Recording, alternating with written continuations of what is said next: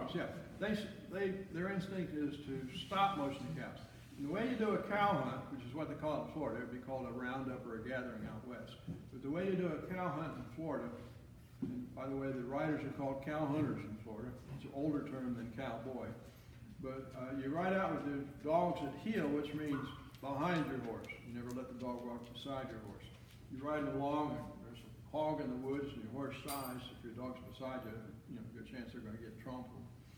But one time we rode for a little bit more than half a day, stopped for lunch, and got back on our horses, and we had brown bag lunch, and didn't find any signs of the cows. This was one of the big ranches, 100,000 acres or so, other side of Lake Okeechobee.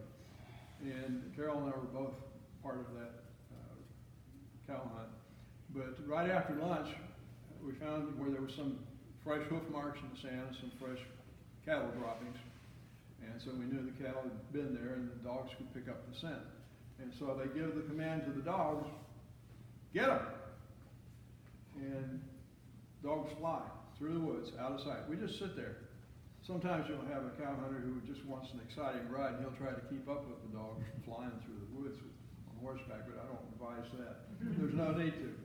By instinct, no training involved, they hunt silently. And two dogs that normally would fight, when they know they're going to go on a cow hunt, they see the horse trailers and all that stuff, they're ready to work as a team, these cur dogs that have never met each other. But they'll go out and find the cows, and then when they find them, they start barking. The cow hunters call it baying. And when you hear them baying, what they do is they run circles around the cows. It's all based on the instincts of the animals. The cows assume it's a pack of wolves after them, so they all bunch together for safety. And the dogs continue to circle and bark. And if you have only two dogs, they'll instinctively run opposite directions around the cattle. Usually you have 3 or 4 dogs, which can easily handle 100, 200 cows, which saves hiring a lot of cow hunters or cowboys. But they'll bunch them together in a circle, and they'll hold them 24 hours. Friends of ours, he had the daddy of one of my dogs. They were out cow hunting late in the day. The dogs got on the cows and were circling and barking, but they were so far away, the cow hunters couldn't hear them. So they went home for the night, came back the next morning, and the dogs were still holding the cows exactly where they had put them. They could tell because all the grass was gone. It was just a big round circle of sand, and all the palmetto leaves had been eaten off the palmetto scrubs. But that's the instinct of these animals.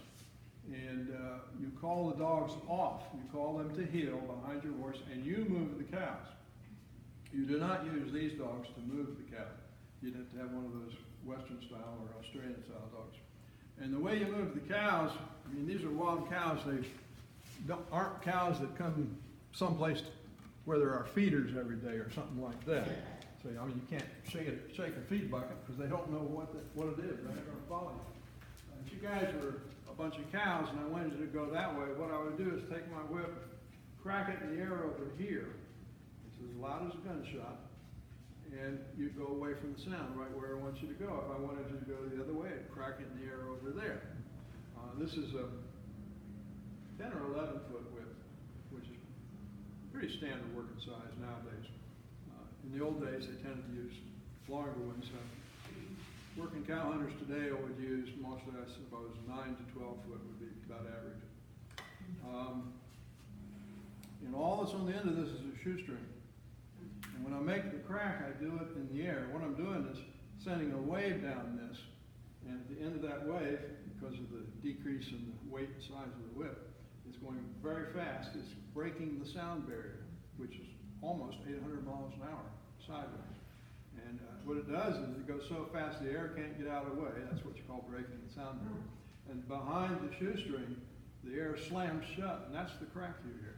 It's the same thing as a sonic boom with an airplane. Same mechanics. And it is very loud. The cattle respond. The horse, it takes maybe 15 minutes if you've got a slow learner.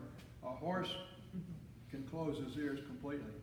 And once they learn you pick up that whip, there's going to be this loud crack, they simply close their ears. You've seen it in the movies where they're riding a horse and they're shooting a gun right over its head.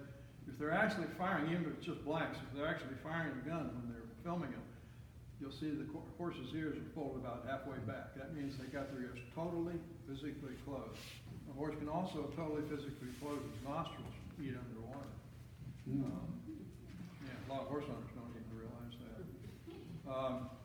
Same thing is true of the dogs. You've seen your dog with loud noises that kind of scrunch their ears down.